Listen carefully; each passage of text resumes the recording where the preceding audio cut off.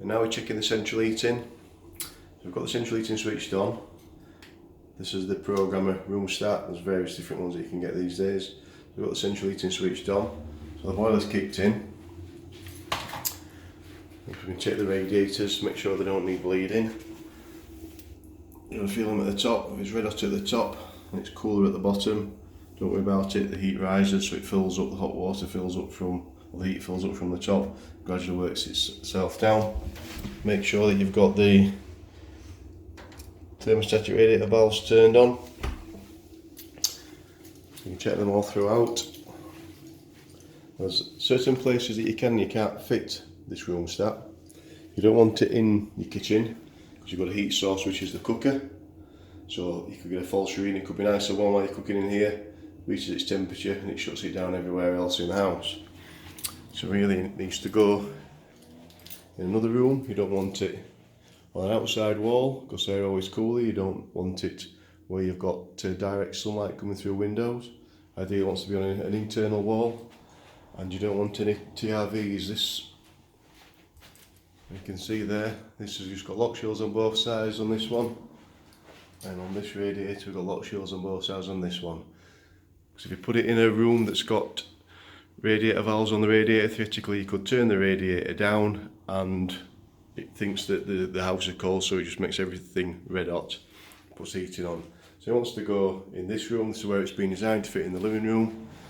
But I know that they come with this nice little neat stand, but really it wants to go on the wall. Ideal height is 1.5 metres, which it's just above the light switch. I don't know if you're having disabled ones and the light switch is low, but somewhere just above the light switch is 1.5. You don't want it too high because it's warmer up there, so it'll switch it off.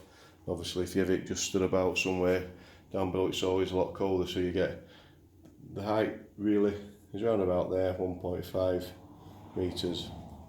I'll just put this out of the way. So I'm going to go around, make sure that all these radiators are all nice and warm, gradually working their way down to the bottom. So the radiator, same again, red hot at the top, gradually gets cooler at the bottom. It's when it's cooler at the top, that's when you've got an issue, just wants bleeding, not much of an issue. We just need to bleed it and then put some air back in to the radiator. So we'll check this radiator in this bedroom. Red hot at the top, gets cool as you go down.